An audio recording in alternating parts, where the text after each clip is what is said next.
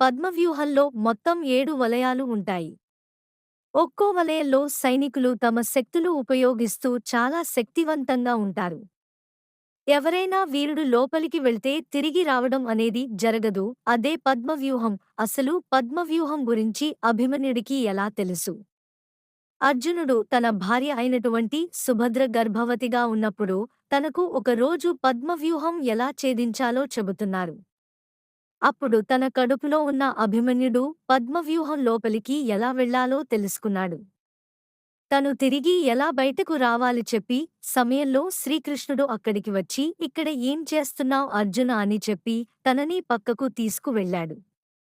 అందువలన అభిమన్యుడికి పద్మవ్యూహంలోనికి ఎలా వెళ్ళాలో తెలుసు కానీ బయటికి ఎలా రావాలో తెలియదు. శ్రీకృష్ణుడు అర్జునుని పద్మవ్యూహం నుంచి బయటికి రాకుండా చెప్పకుండా అడ్డుపట్టడం యొక్క ముఖ్య ఉద్దేశం కురుక్షేత్ర మహాసంగ్రామం జరగడం.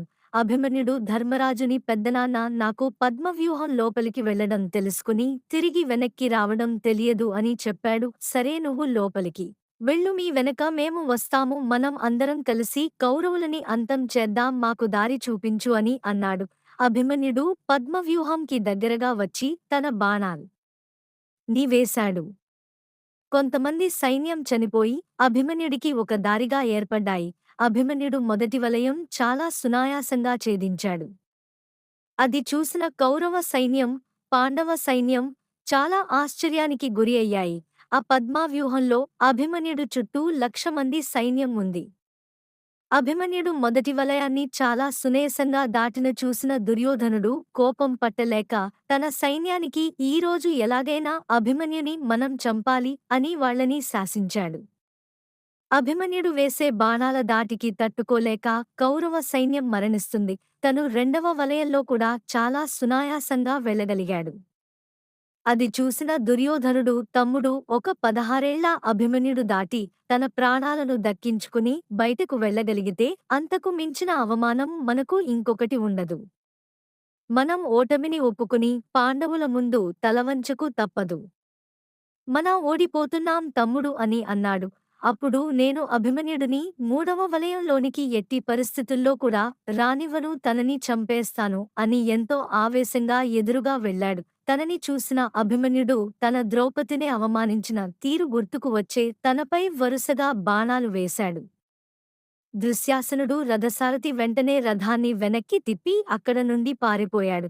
అది చూసిన అభిమన్యుడు ఎంతో సంతోషంగా పెద్దనాన్న చూశావా మనల్ని చూసి వీళ్ళు పారిపోతున్నారు అని వెనక్కి తిరిగాడు.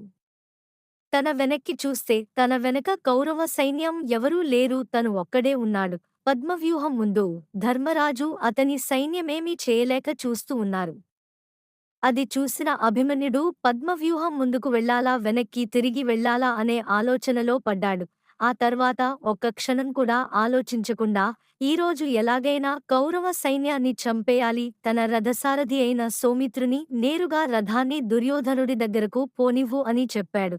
అభిమన్యుడితో వచ్చిన ధర్మరాజు భీముడు, నకుల సహదేవులు పాండవ సైన్యం పద్మవ్యూహంలోకి ఎందుకు ప్రవేశించలేదు అంటే దుర్యోధనుడి చెల్లెలైన దుచ్చల భర్త పేరు సైంధవుడు. ఒకరోజు అతను వావి వరస లేకుండా ద్రౌపదిని అవమానించిపోయాడు. అప్పుడు పాండవులు అతనికి అరగుండు గీయించి హీనంగా అవమానించారు.